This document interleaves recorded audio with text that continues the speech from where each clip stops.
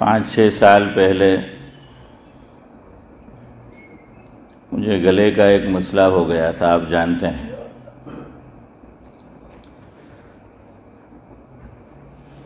الحمدللہ یہاں بھی ڈاکٹر کو بتایا، انڈیا میں بھی بتایا۔ اللہ کا شکر ہے، کوئی ایسی ڈرنے اور گھبرانے والی بات نہیں ہے۔ لیکن ایک چیز میرے ساتھ ہر تھوڑے ماہ بعد اب ہوتی ہے۔ میں سو کر اٹھتا ہوں تو میری آواز گم ہو جاتی ہے، آواز ہی نہیں نکلتی۔ اللہ جزائے خیر دے میرے ڈاکٹر کو، الحمدللہ فوراً وہ علاج کرتا ہے۔ آج بھی یہی ہوا، فجر کی نماز پڑھائی، جا کر سو گیا، اٹھا ہوں تو آواز ہی نہیں نکل رہی۔ گھر والی کے پاس فون کرایا، فوراً ڈاکٹر نے دوائی بھیج دی۔ اب تو آپ کو بھی معلوم ہے، وہ لوگ ڈائریکٹ بھیج دیتے ہیں کیمسٹ میں، تو بالکل میرے گھر کے قریب ہے کیمسٹ۔ گھر والی کو دوڑایا میں نے، ابراہیم تھا نہیں گھر میں، تو 2 ڈوز لیے تو اس قابل ہوا ہوں کہ کچھ بولنے کی حالت میں ہوں، اس لیے میں ظہر میں نہیں آیا۔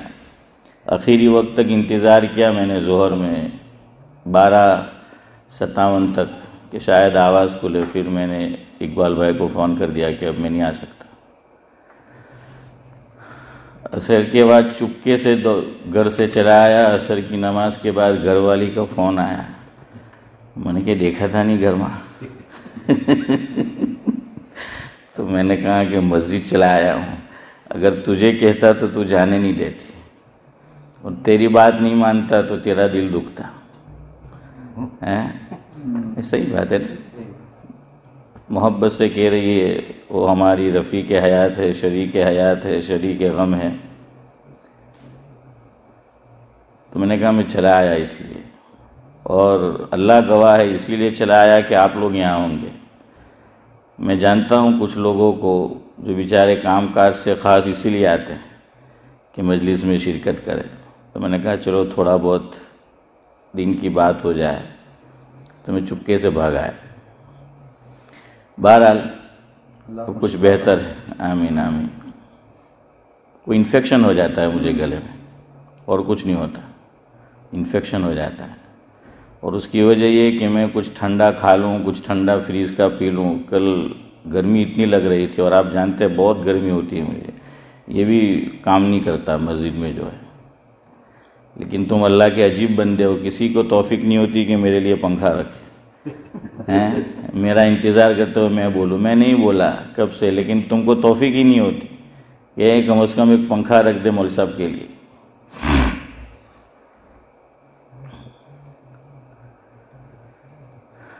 تو 3-4 ڈوز پیتا ہوں، تو اب اینٹی بائیوٹک ہے، وہ تو پوری کرنی پڑے گی، لیکن الحمدللہ کچھ نہ کچھ راحت ہو جاتی ہے۔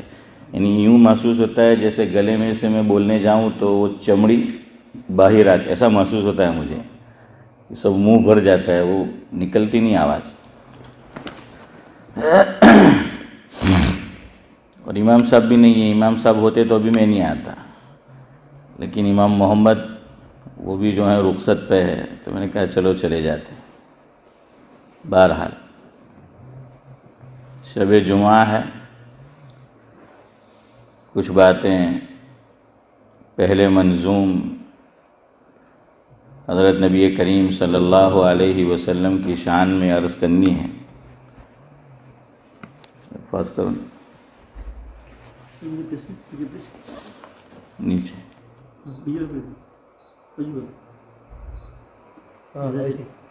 جو کرو بس۔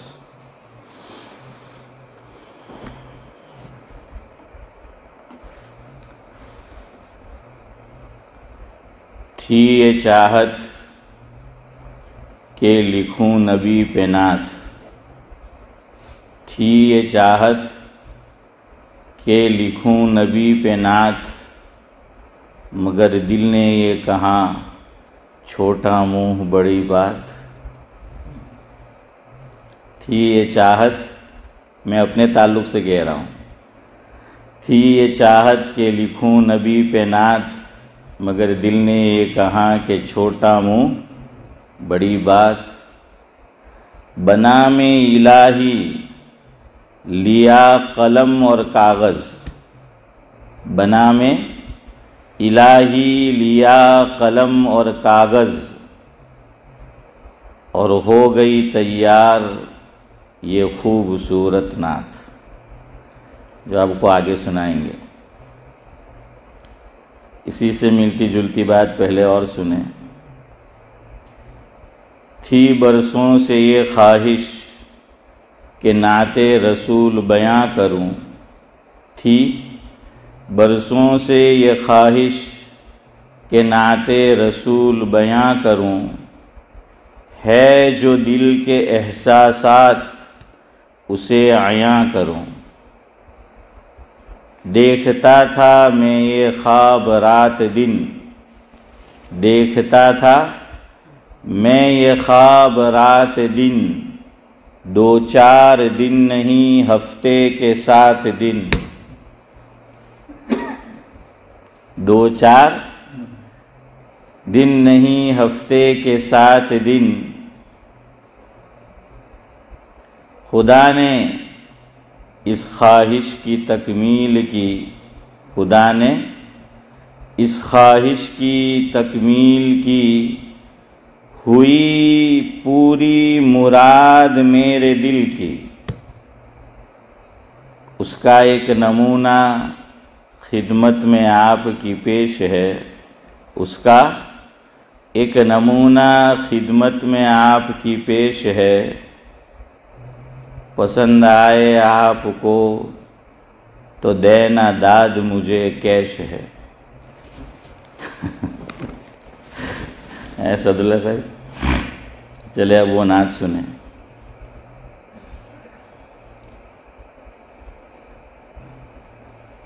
ہو کوئی نبی کے جیسا تو بتانا، ہو کوئی نبی کے جیسا تو بتانا، میرے نبی پہ فدا ہے سارا زمانہ۔ ہاں، اللہ نے بندے سے لکھوایا ہے اپنے فضل سے۔ ہو کوئی نبی کے جیسا تو بتانا، میرے نبی پہ فدا ہے سارا زمانہ۔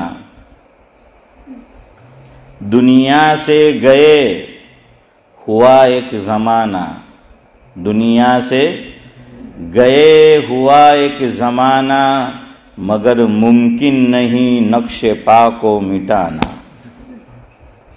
مگر ممکن نہیں نقش پا کو مٹانا۔ ہاں، کوئی نہیں مٹا سکتا، اور انشاءاللہ قیامت کی صبح تک کوئی نہیں مٹا سکے۔ آئے دنیا میں بہت دانشور و دانا، دانا یعنی عقل مند، کلیور، اسمارٹ۔ آئے دنیا میں بہت دانشور و دانا، ہو کوئی آپ کے جیسا تو مجھے بھی بتانا۔ ہے دارین میں وہی کامران و کامیاب، یعنی دنیا اور آخرت، دارین یعنی ہے دارین میں وہی کامران و کامیاب، جس نے آپ کو خاتم النبیین ہے مانا۔ جس نے مانا تو پھر کیا ہوگا وہ سنو۔ ملے گا اسے رضا کا پروانہ، کس کی رضا؟ اللہ تعالیٰ کی، اللہ کے رسول کی تو ہے ہی ہے، اللہ تعالیٰ کی جب رضا ہے تو وہ انکلوڈ ہے پھر سب کچھ۔ ملے گا اسے رضا کا پروانہ، ہوگا فردوس اس کا ٹھکانہ، ہوگا فردوس اس کا ٹھکانہ۔ اور آخری مصرع ہے، خدا سب کے ایمان کی کرے حفاظت سلام، خدا سب کے ایمان کی کرے حفاظت سلام، ہے فتنوں سے پر یہ زمانہ، ہے نا، ایک سے ایک فتنے ہیں، ہے فتنوں سے پر یہ زمانہ۔ آمین کہہ رہے، آمین۔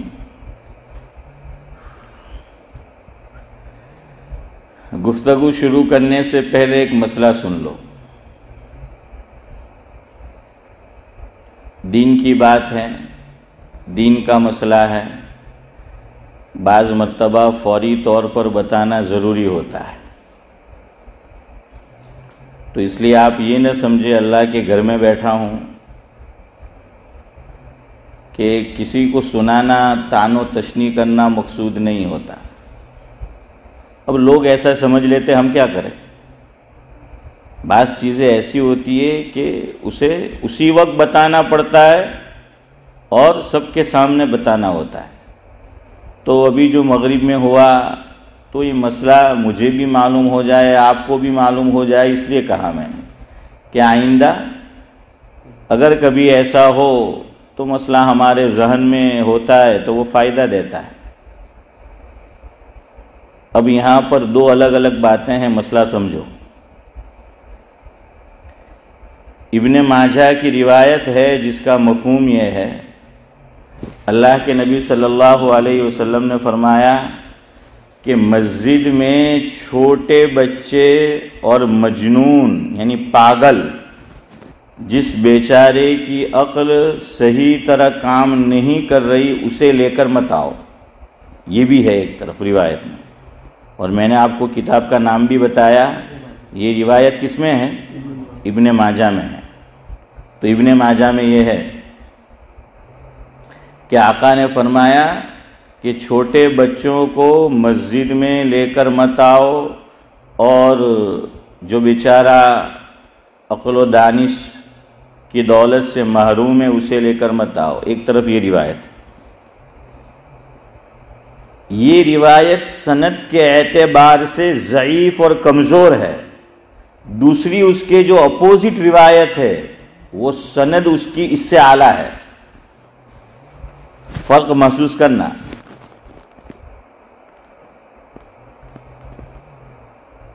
ایک بات یہاں یہ بھی سنتے چلو، علماء نے یہ لکھا ہے کوئی روایت ابن ماجہ میں آ جائے تو اس کا ابن ماجہ میں آ جانا یہی اس بات کی دلیل ہے کہ وہ سندن کمزور ہے۔ ساری روایت علماء نے لکھا ہے کہ سند کے اعتبار سے ابن ماجہ میں اتنے اعلیٰ درجے کی نہیں ہے، لیکن اس کا مطلب ہم اور ہمارے اکابر، ہم علماء دیوبند وہ نہیں لیتے جو دوسرے لوگ لیتے ہیں۔ کچھ لوگ ہیں، میں نام نہیں لوں گا، جو ضعیف یعنی موضوع، وہ یوں کہتے ہیں کہ سند کے اعتبار سے ضعیف یعنی وہ روایت کیسی ہے شبیر چچا؟ وہ کہتے ہیں کہ موضوع کا معنی من گھڑت،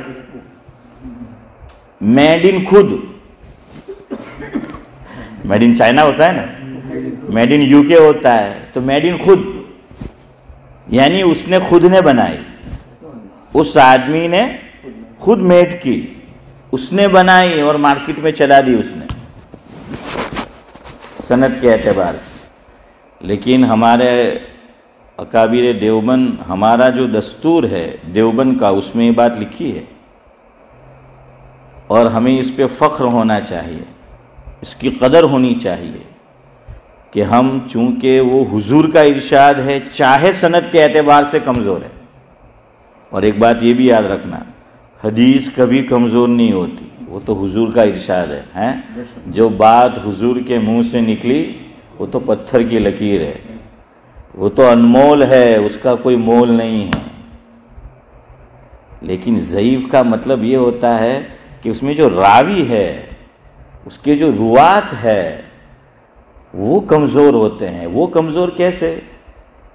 یعنی وہ بھی کمزور، یہ بھی عارف بھائی یاد رکھنا، ورنہ آپ یہ سمجھیں کہ وہ باڈی کے اعتبار سے کمزور ہو جسمانی اعتبار سے صدیق بھائی کمزور ہو، ایسا نہیں، بلکہ کچھ اصول بنائے ہیں، اور یہ بھی الحمدللہ ثم الحمدللہ امت محمدیہ صلی اللہ علیہ وسلم کا یہ امتیاز ہے، یہ خصوصیت ہے، یہ کمال ہے، اسے یہ فضیلت حاصل ہے، اسے یہ سعادت حاصل ہے کہ جو کام امت محمدیہ نے کیا کسی نبی کی امت نے، اور جو نبی کو نہیں مانتے ایسے ہی مذہب بنا ڈالا ہے، ان کے یہاں بھی اس کو ویسے میزان پہ پرکھا نہیں گیا جیسے ہمارے یہاں ہوا ہے، کہ جو بھی راوی ہے اس کے سارے حالات، کہ یہ سعد اللہ صاحب ہے، یہ ذاکر بھائی ہے، یہ عبدالسلام ہے، یہ ہاشم بھائی ہے، یہ عبدالصمد چچا ہے، یہ عبدالحفیظ ہے، یہ عارف بھائی ہے، شبیر چچا ہے، صدیق بھائی ہے، اور یہ جو بچہ بیٹھا ہے، تو جس نے روایت کی دیکھا کہ پہلے تو اس کا حافظہ کیسا تھا، قوت دماغ، قوت حفظ، قوت ضبط، کہ وہ کیسی تھی۔ ایسا تو نہیں کہ اس کے دماغ کا اسکرو ڈھیلا تھا ایک، ہاں سب دیکھا گیا۔ دوسری بات دیکھا گیا وہ بے نمازی تو نہیں، نمازی ہے، پابندی سے نماز پڑھتا ہے، جھوٹ تو نہیں بولتا، گناہ کبیرہ علل اعلان تو نہیں کرتا، اعلانیہ تو نہیں کرتا، یہ سب ہے روات کے اندر۔ تو جہاں اس کا اٹھنا بیٹھنا کیسے لوگوں کے ساتھ ہے، کن لوگوں کے ساتھ ہے، کن کے ساتھ اٹھتا بیٹھتا ہے، کہاں اٹھتا بیٹھتا ہے، کس سے ملتا جلتا ہے، سب دیکھا گیا۔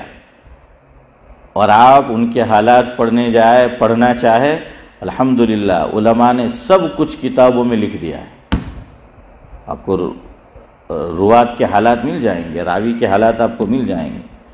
اور اس مبارک کام میں باپ نے بیٹے کو نہیں بخشا اور بیٹے نے باپ کو نہیں بخشا، اس سے بڑا تو کوئی رشتہ ہوتا ہی نہیں۔ بھائی بھائی کا رشتہ اس معیار کا نہیں ہوتا جس معیار کا باپ بیٹے کا رشتہ ہوتا ہے نا، اس کا خون ہے، وہ اس کے بدن کا عضو ہے، حصہ ہے، لیکن باپ نے گواہی دی کہ میرے بیٹے کے اندر یہ کمی ہے، یہ کمزوری ہے۔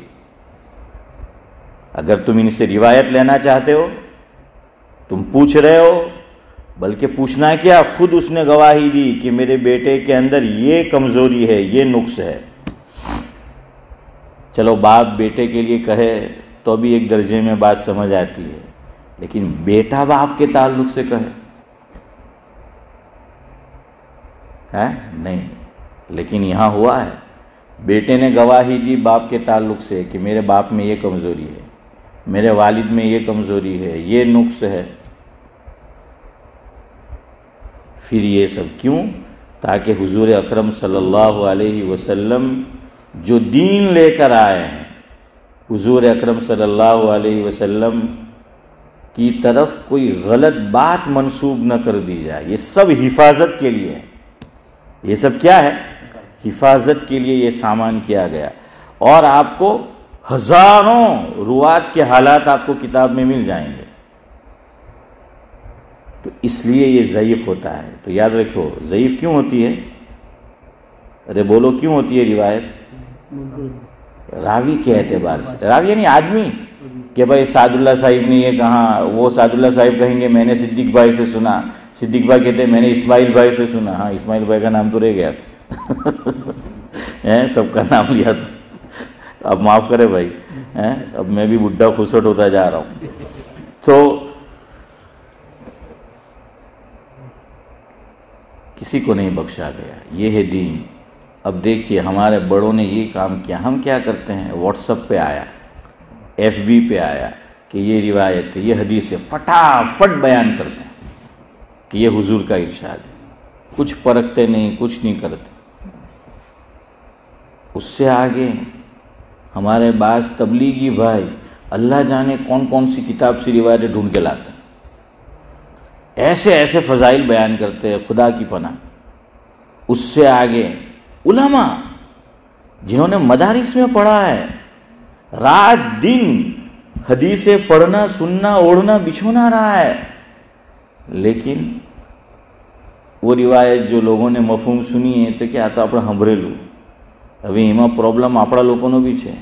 ગઈ રમઝાન જે ગઈ હે ઝાકીરભાઈ, તો એક ભાઈ મારા હાથે જરા બે તકલ્લુફ છે આપણો નમાઝી, તે મને કહેવા લાગ્યો એટલે કે ફલાણા મલસાબને એમ કે બોલાવેલા આપણો બયાન હારું, તો એના બયાનમાં બેહે તો એમ કે કંઈ નવું શીખવાનું નહીં મળે, બધું સાંભળેલું તે જ સંભળાવા કરે. है हसीम भाई कि जो सुना है वही तो, अरे भाई क्या करे, दिन तो वही है, दिन तो वही है, रमज़ान मुबारक करीब आएगा तो वही चीज़ें सुनानी पड़ेगी आपको, वही बातें बनाएंगे. ईद आती है तो हर साल औरतें क्या बनाती है, वो खाजा हैं और शीर खुरमा भी और हेला की बीजू आप मरगा, हाँ मरगा, तो एक ने एक ज बने, तो नया आपके लिए कहाँ से लेकर आएंगे. लेकिन ये जहन है तो अब उलमा भी फिर ऐसी ऐसी बिल्कुल न सर न पैर पता नहीं क्या क्या सब रिवायत. मैंने फारूक भाई से भी कहा था, मैंने कहा आपने फलाना मौलवी साहब को बुलाया रमज़ान में, मैंने कहा सब पता नहीं कैसी कैसी रिवायत सुनाते हैं, तो आइंदा बुलाना हो तो ज़रा सोचिए. उनको कहा मैंने कहा पता नहीं क्या क्या सब रिवायतें मन पता नहीं कहाँ से उठा के लाते हैं. इसलिए देखिए हुजूर ने खुद डराया है इससे कि मन कज़िबा अलैया मुतअम्मिदन फलियतबव्वा मक़अदहु मिनन नार औ कमा क़ाल अलैहिस्सलातु वस्सलाम. मफ़हूम ये है जिसने मुझ पर झूठ बांधा जानबूझकर कि मेरी रिवायत नहीं है, लेकिन फरमाए हुजूर की रिवायत, मेरी बात नहीं है लेकिन कहा कि ये हुजूर का इरशाद है, तो हुजूर फरमा रहे हैं हालांकि रहमतुल लिल आलमीन है. ज़ाकिर भाई आपका लक़ब क्या है, वमा अरसलनाका इल्ला रहमतुल लिल आलमीन. और जिगर मुरादाबादी ने कहा आए दुनिया में बहुत पाक मुकर्रम बनकर, आए दुनिया में बहुत पाक मुकर्रम बनकर, मगर आया न कोई रहमते आलम बनकर. ये जिगर मुरादाबादी का शेर मुझे बहुत पसंद है, मगर आया न कोई रहमत आलम बनकर. तो वही रहमतुल लिल आलमीन फरमा रहे हैं कि जिस मेरे उम्मती ने मुझ पर झूठ बांधा तो उसका ठिकाना क्या है, जहन्नम है. वो फरमा रहे हैं कि जहन्नम है उसका ठिकाना. क्यों, दीन की हिफाजत करनी है, वरना पता नहीं लोग क्या क्या उसमें ऐड करते चले जाएंगे, ऐड कर. पहली नबियों की जो किताबें उसमें तहरीफ क्यों हुई है आरिफ भाई, इसीलिए हुई कि लोगों ने अपनी तरफ से घुसाना जो है वो शुरू कर दिया, वो ऐड करते गए करते गए करते गए, तो चूं चूं का मुरब्बा हो गया वो.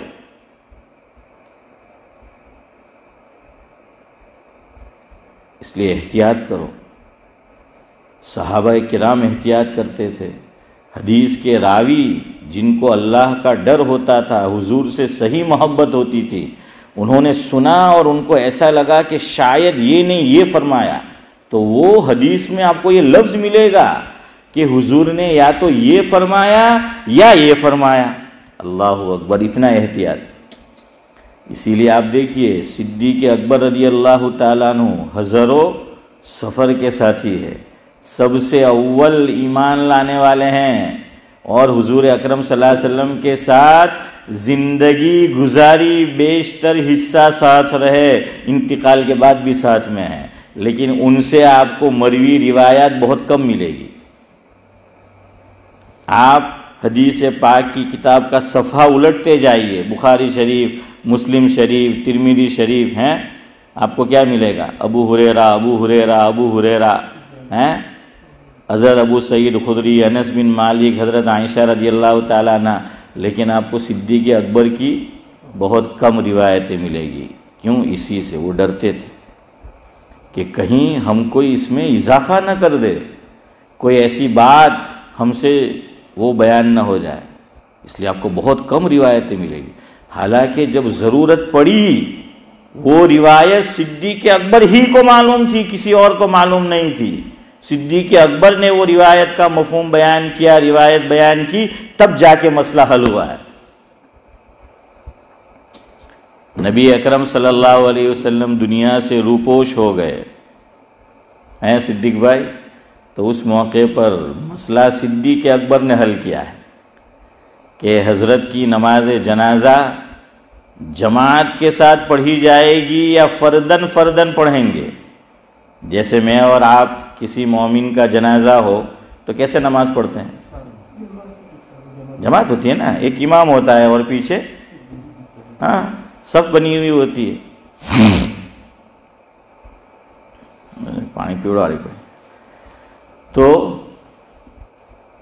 صدیق اکبر نے فرمایا کہ نہیں، حضور امت کے امام ہیں اور اس امام کا کوئی امام نہیں ہو سکتا ہے.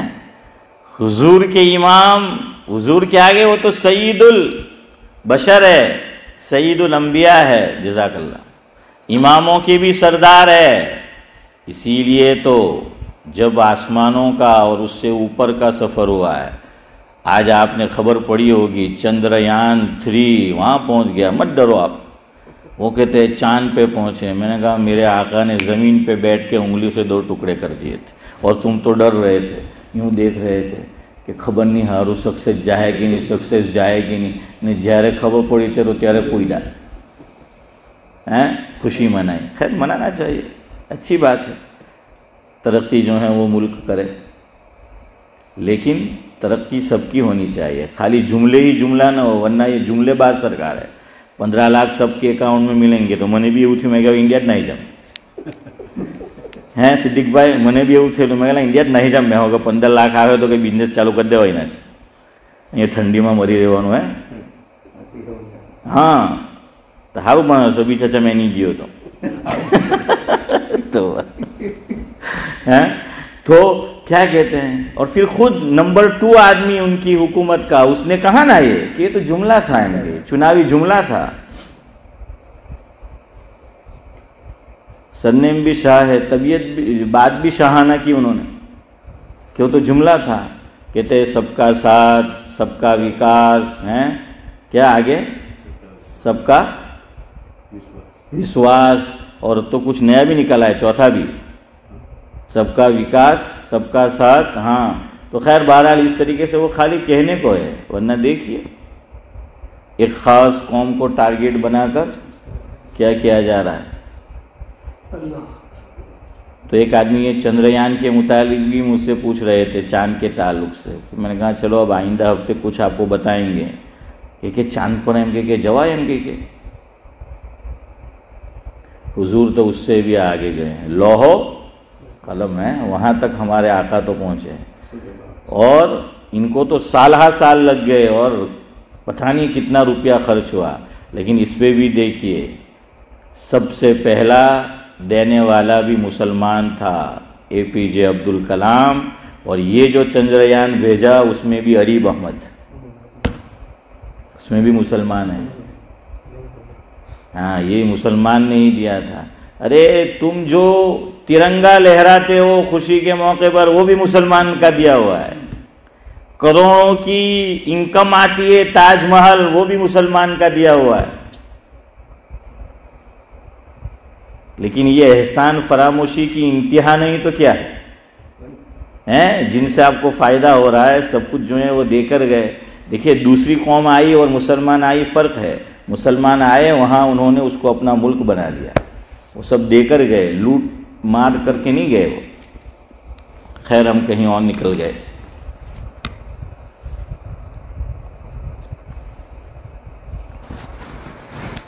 کیا کہہ رہا تھا؟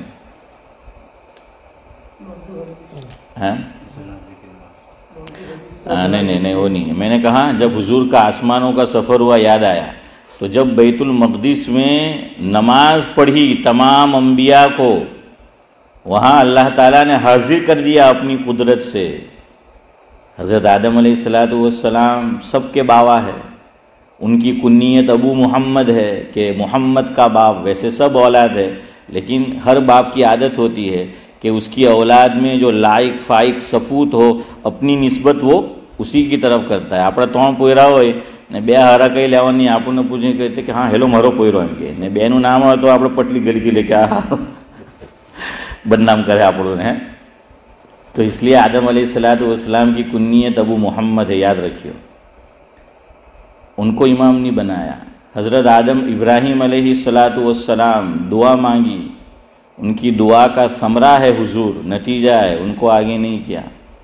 یہاں تک کہ اللہ تعالیٰ نے یہاں کعبہ جو نئے سرے سے بلڈ کیا، جو قرآن نے کہا، تو وہ بھی مرکز ہے، وہ تو ابراہیم علیہ السلام نے بنایا. تو چاہتے تو انہوں نے بنایا ہے تو ان کو آگے کرتے. اور اوپر بھی وہ بیت المعمور سے ٹیک لگا کر بیٹھے ہوئے ہیں. حدیث میں آتا ہے کہ ایک کعبہ دنیا میں ہے یہ، اور ایک بالکل اس کی سیدھ میں اوپر ہے، بیت المعمور اس کا نام ہے. یہ بیت اللہ ہے، وہ بیت المعمور ہے. اس سے ٹیک لگا کر حضرت ابراہیم علیہ السلام بیٹھے ہوئے ہیں. حضور کا جو آسمانوں کا سفر ہوا تو دیکھا کہ بڑے میاں ٹیک لگا کے بیٹھے. اور مولانا قاسم نانوتوی علیہ الرحمہ نے لکھا ہے کہ اگر مان لو بیت المعمور اوپر سے کوئی پتھر یا کوئی چیز چھوڑی جائے، بالکل سیدھ میں بیت اللہ ہے، سیدھی آ کر کہاں گرے گی؟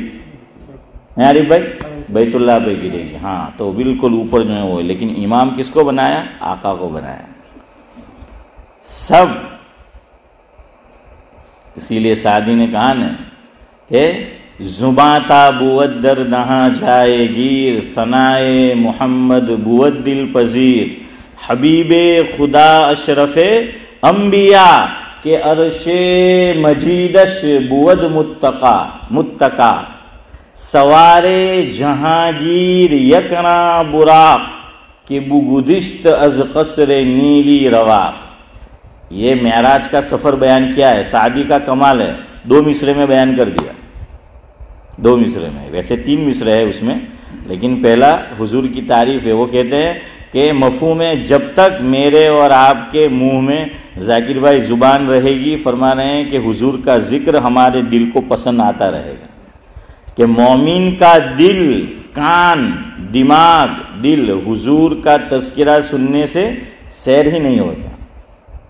یہ ایسی بھوک ہے جو مٹتی ہی نہیں ہے، ایسی پیاس ہے جو ختم ہی نہیں ہوتی، ایسا تذکرہ ہے جس کا دو اینڈ ہی نہیں ہے.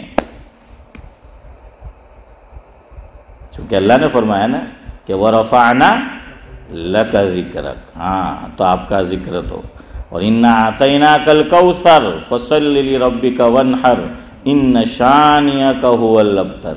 تمہارے دشمن تو مٹیں گے محمد، لیکن تمہارا نام، تمہارا دین یہ نہیں مٹ سکتا. تو اس لیے فردن نماز پڑھی سب نے، صدیق اکبر نے. اب دوسرا مسئلہ آیا کہ حضور کو دفنایا کہاں جائے، حضور کی تدفین کہاں کی جائے. کسی کو نہیں معلوم تھا صحابہ میں سے. صدیق اکبر نے مسئلہ حل کیا. فرمایا مفہوم ہے، میں نے اپنے محبوب سے سنا ہے نبی جس جگہ آخری سانس لیتا ہے، جہاں جس جگہ پر وہ دنیا سے پردہ فرماتے ہیں، ان کی قبر وہیں بنتی. یہ صدیق اکبر نے حل کیا. حضرت فاطمہ رضی اللہ تعالی عنہ، جن کو حضور نے خود فرمایا کہ فاطمۃ بدعۃ منی او کما قال علیہ الصلوۃ والسلام، بخاری شریف کی روایت ہے کہ فاطمہ میرے جگر کا ٹکڑا ہے. تو حضور کے جگر کا ٹکڑا. لیکن دیکھیے دین ہے، اس میں پھر رعایت نہیں کی جاتی. ہاں یاد رکھو. لیکن ہمارے لوگ تو ناراض ہو جاتے ہیں. یہاں صدیق اکبر نے اللہ کے نبی صلی اللہ علیہ وسلم نے جس کو اپنے جگر کا ٹکڑا کہا ہے، یہاں تک کہ روایت میں آتا ہے حضرت علی رضی اللہ تعالی عنہ نے جب ابو جہل کی لڑکی کے ساتھ شادی کرنے کا سوچا، ابو جہل ہی ہے نا کہ ابو لہب، ابو جہل ہی شاید، ہاں وہ ارادہ کیا، آقا کو پتہ چلا تو ناراضگی کا اظہار کیا. فرمایا کہ یہ تو فاطمہ کو تکلیف ہوگی. فاطمہ میرے جگر کا ٹکڑا ہے, تم اس کی بیٹی کے ساتھ نکاح نہیں کر سکتے. علی نے دل دکھانا چاہا فاطمہ کا, آقا نے منع کر دیا. وہی فاطمہ صدیق اکبر کے پاس اللہ کے نبی صلی اللہ علیہ وسلم جو مال چھوڑ کے گئے, ترکہ جسے کہتے ہیں, وہ لینے آئی ہے. تو صدیق اکبر کیسے دل دکھا سکتے تھے؟ ان کو تو سب معلوم تھا. لیکن دین دین ہے, اس میں کسی کی رعایت نہیں کی جائے گی, تبھی دین کی حفاظت ہوگی. لیکن ہمارے یہاں تو امام صاحب اٹھ کے بات کر دے نماز کے بعد, یا بیان میں کچھ کہہ دے تو آپ تو ناراض تھے جائے. حالانکہ خوش تھو جو ہے کہ اپنی بھول کو آپ نے بتلائی ہیں. خوش ہونا چاہیے کہ بھئی مجھے دین کا ایک مسئلہ معلوم ہوا, اور یہ خوش ہونا چاہیے کہ آج مجھ سے یہ کام ہوا تو لوگوں کو میری وجہ سے ایک مسئلہ معلوم ہو گیا, تو اب ثواب ان کو بھی ملے گا. اسی لیے صحابہ کرام فرماتے ہیں ذاکر بھائی مفہوم روایت میں کہ ہم انتظار کرتے تھے اس بات کا, ہمیں اشتیاق رہتا تھا کہ کوئی گاؤں کا صحابی آ جائے, جسے اعرابی کہتے ہیں, کہ کوئی اعرابی آ جائے حضور کی خدمت میں اور وہ سوال کرے. کیوں؟ گاؤں کے لوگ جو ہوتے ہیں نا, ان کے اندر پولیٹکس نہیں ہوتی ہیں ہاشم ભાઈ, એટલે તમે બી મારા જેવા જ. આપણામાં પોલિટિક્સ બિલકુલ નહીં, અલ્હમ્દુલિલ્લાહ. સિયાસત નહીં, એ જે કહેવાનું મોઢા પર કહી દેવાનું, ગાણ પછાડી વાત કરવાની આપણી આદત નહીં. ہیں تو بہرحال پیٹھ پیچھے چلو بھائی یہ جملہ میں معافی چاہتا ہوں, ورنہ کہیں گے یہ بول دیا, وہی گاؤں بے تکلفی بول دیا. گاؤں کے آدمی ہیں تو وہ گاؤں کے آدمی میں بھولا پن ہوتا ہے. لیکن یاد رکھیے شبیر چاچا, اب سارے گاؤں کے آدمی ایسے نہیں ہیں, وہ بھی سب بڑے پولیٹیشین بن گئے ہیں, ان میں بھی اب بڑی سیاست آ گئی. اب وہ بھولا پن گاؤں میں نہیں رہا. اسی لیے عرب میں پہلے زمانے میں بچوں کو گاؤں میں بھیج دیتے تھے. کیوں؟ دیکھیے آج ایک چیز ہے, ہر چیز کھانے میں پینے میں شہد میں تو کہ آرگینک, کیونکہ آرگینک ہے نا, ہر چیز میں اس کی مانگ ہے. کیوں؟ وہ پیور ہوتا ہے. گاؤں والے بھی وہ پیور ہوتا ہے, جو ہے وہ پیور ان کے اندر, جو کہنا ہے وہ کہہ دیا. اس لیے لوگ بھیج دیتے تھے گاؤں کے اندر, وہاں کی آب و ہوا اچھی, کھانا پینا وہ وہیں انہوں نے پکایا ہے, اگایا ہے اناج وغیرہ تو بالکل فریش. એટલે તમે જો નહીં A1 ને B કે બુધવારના કેટલી બીજી હોય ہیں تو کہ بھائی فریش ویجیٹیبل આવેલો ہے آج ہیں, تو اس کی جو ہے وہ مانگ ہے, لوگ وہ اشتیاق رہتے ہیں. تو پہلے لوگ بھیج دیتے, اسی لیے حضور کو بھیجا گیا. دائی حلیمہ کے خدمت میں جو آیا وہ اسی وجہ سے کہ ایک تو عربی زبان خالص عربی سیکھ کر آئیں گے, وہاں کی آب و ہوا جو ہے وہ اچھی ہوگی, صحت جو ہے وہ اچھی ہوگی. لیکن اب تو کیا کرے, لوگ گاؤں سے نکل کر, ہاں یہ میں نہیں کہہ رہا ورنہ صدیق بھائی ناراض ہو جائیں گے. یہ میں نے نہیں کہا صدیق بھائی, اگلا جملہ انہوں نے پورا کیا ہے. تو وہ اعرابی کا انتظار ہوتا تھا صحابہ کرام کو کہ وہ آئیں گے, وہ پوچھ لیتے تھے, جو پوچھنا ہے وہ پوچھ لیتے تھے. تو پھر اس کی وجہ سے آقا جواب دیتے تھے, دین کا نیا باب کھلتا تھا, نئے مسائل صحابہ کرام کو معلوم ہوتے تھے. وہ خوش ہوتے تھے کہ اعرابی کی وجہ سے ہمیں سیکھنے کا موقع جو ہے وہ میسر آیا. تو دین کی بات, اس میں کسی کا کیا فائدہ ہے؟ یعنی بئی مانا کہ کسی کو رسوا کر کے کیا ملے گا, اور اگر نیت ایسی ہے تو گھاٹے میں تو وہ کہنے والا ہے, اللہ کے یہاں پکڑ ہوگی اس کی, ہیں اللہ کے یہاں اس کی جو ہے وہ پکڑ ہوگی. تو اس لیے خوش ہونا چاہیے. لیکن ہمارے یہاں الٹی ہی گنگا بہتی ہے, بلکہ ہم لوگ تو اتنے بدظن اپنے علماء سے, اپنے امام سے, بیان میں کوئی بات کہہ دی, بیٹھا ہوا ہے, اس کے تو خواب و خیال میں گمان بھی نہیں ہوتے کہ نہیں نک کی مول صاحب آج چاپ کو منج مائر. اچھا اب ایسا بعض مرتبہ وہ تو نہیں سوچتا ذاکر بھائی, لیکن ہمارے یہاں وہ کچھ ہوتے ہیں پین ماننے والے, اس کو تو کچھ پڑی بھی نہیں ہے. لیکن نانا آج آ تو تموں نے انہیں رسوا کہا, آ تو تموں نے انہیں کیدوا, تو اس کا ذہن بگاڑتا ہے, اس کا دماغ جو ہے وہ بگاڑتا ہے. یہ تو حضور کی عادت تھی کہ آقا بھی کھڑے ہو جاتے تھے نماز کے بعد, مسئلہ بیان کرنا ہے بتا دیتے تھے کہ بھئی ایسا نہیں ہے, ایسا ہے, ویسا ہے. زور سے کسی نے پڑھ دیا نماز کے اندر، آقا نماز پڑھا رہے اور پیچھے ایک صحابی نے دعا پڑھ دی، سمیع اللہ لمن حمیدہ، آقا نے فرمایا، صحابی نے دعا پڑھی ربنا لک الحمد حمدا کثیرا طیبا مبارکا فیہ، یہ حضور نے نہیں فرمایا تھا کبھی، اور حضور کے کان میں آواز آ گئی تو پوچھا کہ کس نے پڑھا ہے، اس کی فضیلت بیان فرمائی۔ لیکن یاد رکھیو، علماء نے لکھا ہے کہ حضور اکرم صلی اللہ علیہ وسلم سے زندگی میں ایک مرتبہ بھی یہ پڑھنا ثابت نہیں کہ حضور نے کبھی یہ پڑھا ہو، حمدن طیباً کثیراً مبارکاً فی۔ اسی لیے حضرت شیخ الہند، جسے حضرت تھانوی شیخ العرب والعجم فرمایا کرتے تھے، تو وہ کہتے تھے کہ میرا تو مزاج یہ ہے، میرا ذوق یہ ہے، میری طبیعت یہ ہے، حضور سے جتنی بات مروی ہے وہی کرو، آگے نہیں جانا۔ تو حضرت نماز میں ربنا لک الحمد کے بعد حمدن کثیراً طیباً مبارکاً فی نہیں پڑھا کرتے تھے۔ فرمایا میرے آقا سے ثابت نہیں ہے، ٹھیک ہے ناجائز نہیں ہے، ثواب ملے گا، آقا نے پسند فرمایا، فضیلت بیان فرمائی، لیکن آقا نے نہیں پڑھا۔ حضور 15ویں شعبان میں ایک ہی مرتبہ پوری زندگی میں قبرستان تشریف لے گئے۔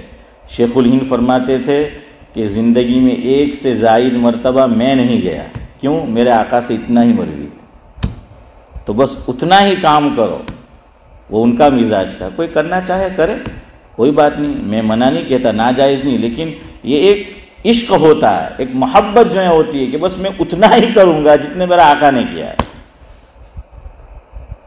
جیسے ایک بزرگ کے بارے میں آتا ہے کہ ایک چھوٹا بچہ ان کی خدمت میں دے دیا تو اس نے پیشاب کر دیا، بچہ تو بچہ ہوتا ہے، تو اب وہ بزرگ سے معافی مانگنے لگے، وہ بچے کے باپ یا سرپرست جو بھی ہوں گے کہ یار بچے نے پیشاب کر دیا، کپڑے خراب کر دیے۔ بزرگ تو خوش ہو گئے، جھوم گئے اور کہنے لگے کہ میری تو برسوں سے تمنا تھی کہ حضور کے کپڑے پہ بھی بچے نے پیشاب کیا ہے، چھوٹے بچے نے، نو مولود نے۔ کہا کہ یہ سنت بئی مانا کہ بھائی چلو ایسا ہمارے ساتھ بھی ہو۔ فرمایا کئی بچے کو لیا، کسی نے پیشاب نہیں کیا، یہ تو بڑا مبارک ہے میرے حق میں ہے کہ آج وہ چیز جو آقا کے ساتھ ہوئی ہے وہ میرے ساتھ ہوگا۔ یہ ایک محبت ہوتی ہے، ایک الگ مقام ہوتا ہے۔ تو فرمایا کہ حمدن طیباً، میں بھی نہیں پڑھتا، حمدن طیباً کثیراً میں بھی نہیں پڑھتا، شیخ الہند رحمۃ اللہ علیہ نہیں پڑھتے تھے۔ اور یہ فرمایا ایسی کئی مثالیں ہیں، میں آپ کا ذہن نہیں بنا رہا، میں ترغیب نہیں دے رہا، یاد رکھیے تمہاری مرضی ہے، لیکن حضور نے نہیں پڑھا ہے۔ خیر بہرحال بات کہیں سے کہیں چل پڑی، وقت ہو گیا ہے، تو چلو اب جہاں سے چلے تھے وہاں آؤ۔ ایک طرف ابن ماجہ کی یہ روایت کہ بچے کو مسجد سے دور رکھو اور پاگلوں کو، جو بیچارہ عقل کی وجہ سے وہ معذور ہے عقلی طور پر، لیکن دوسری طرف اعلیٰ درجے کی روایت کہ حضور کے پیچھے مائیں عورتیں آیا کرتی تھی نماز پڑھنے، چھوٹے شیر خار بچے کو لے کر، یہ تو شاید پتہ نہیں بچی کے بچہ تھا، کچھ بڑی بھی آواز سے لگ رہی تھی، یہ تو دودھ پینے والی بچی کو لے کر آتے تھے، اور وہ روتی تھی نماز میں۔ یہاں تو میری اور آپ کی نماز میں ڈسٹرب ہوا، وہاں تو آقا کی نماز ہے، سید الانبیاء کی نماز ہے، سید البشر کی نماز ہے، مسجد نبوی ہے، حضور کا مصلی ہے۔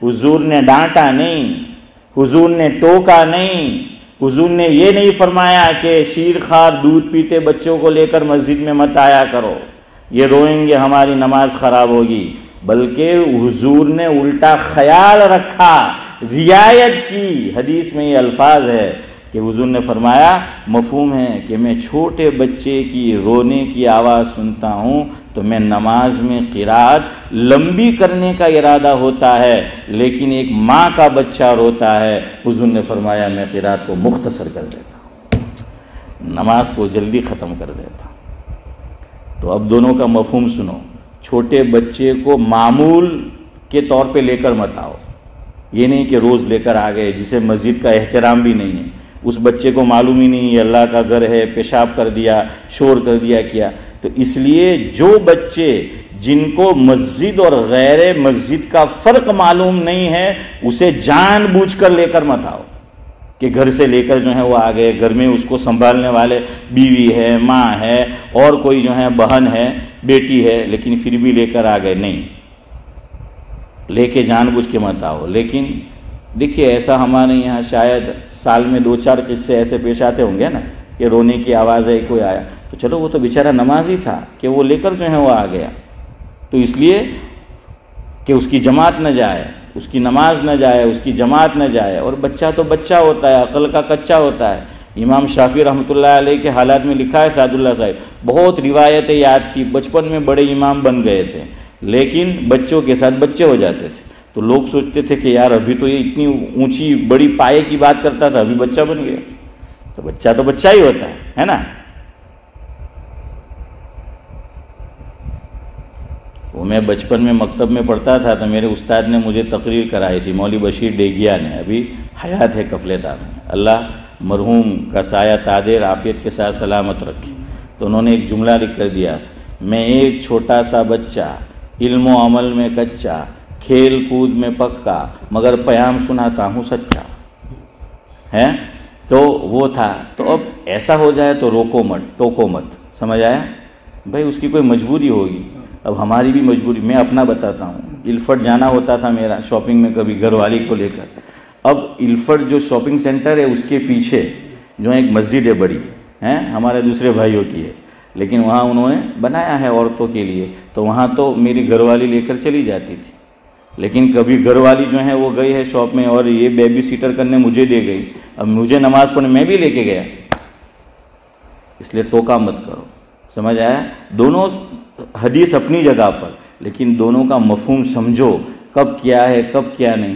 اچھا دوسری بات، ہم چھوٹے کو تو ٹوک دیتے ہیں، یہ میں کسی پہ تان نہیں کر رہا، પણ આપણે લોકો બી શું કરે, મોઢા જોઈને થપ્પડ મારે, જોએ કે જે રડતું છે કોઈ બળનું જ છે ને, અહીંયા કોઈ માલદાર ગેમનું હોતે તો, یا اتنا شور ہوتا ہے بعض مرتبہ پیسیج میں، زور زور سے بات کرتے ہیں، نماز میں حلل خرج حرج واقع ہوتا ہے، اذان ہوتی ہے گھروں میں، پیسیج میں بیٹھ کے زور زور سے ہی ہاں باتیں ہو رہی تھی سنائی دے، ان کو کوئی نہیں ٹوکتا، وہاں اذان میں حرج ہو رہا ہے، بیان میں حرج ہو رہا ہے، نماز میں حرج ہو رہا ہے، وہاں کوئی نہیں ٹوکتا، وہاں کوئی نہیں بولتا، بولو ہر جگہ بولو، سب جو ہے بولو، سمجھاؤ، لڑنا جھگڑنے کی میں بات نہیں کر رہا، سمجھ آیا؟ تو سب حدیث اپنی جگہ پر ہے۔ آقا نے تو چھوٹے بچے کے ساتھ یہ بھی کیا، مسئلہ میرے اور آپ کے لیے، نماز میں جاتے، نماز پڑھا رہے، پیچھے سوار کر دیا نواسی کو، سجدے میں جا رہے، نیچے جو ہے وہ اتار دیا، ہے نا روایت ذہن میں، نماز پڑھی نا آقا نے اس طریقے سے۔ تو اس لیے بھائی کسی کو کوئی طعن و تشنیع مقصود نہیں ہے، کسی کو نیچا دکھانا مقصود نہیں تھا، ایک مسئلہ بات ہوئی، سب کے سامنے آ جائے، میں سب سے زیادہ محتاج ہوں، اللہ مجھے بھی دین کی ہر بات پر عمل کرنے کی جو ہے وہ توفیق نصیب فرمائے، آپ کو بھی جو ہے وہ توفیق نصیب فرمائے، مسجد کا احترام میں بھی کرے، آپ بھی سب کرے، پیسیج میں ٹھیک ہے بات چیت کرنی ہے کرو، اذان کے وقت تو خاموش ہو جاؤ، کوئی نماز پڑھ رہا ہے، سنتیں پڑھ رہے، اس وقت خاموش ہو جاؤ۔ علماء نے یہاں تک لکھا، حضور نے ٹوکا کہ مسجد میں آئے لوگ نماز پڑھ رہے، زور سے سلام مت کرو، سلام کرنا تو عبادت ہے، لیکن روکا گیا کہ لوگ عبادت میں مشغول ہیں، مسجد میں سلام مت کرو، کیوں؟ حرج ہوگا عبادت میں، خلل واقع ہوگا، تو زور زور سے بات چیت کرنا کہ جس کی وجہ سے لوگوں کی سنت اور نوافل میں حرج ہو، یہ کہاں سے جائز ہوگا؟ آقا روایت میں ہے سلام جب گھر میں کرتے تھے، سوئے ہوتے تو اس طرح سلام کرتے کہ سونے والے کی نیند خراب نہ ہو اور جاگنے والا جواب دے دے۔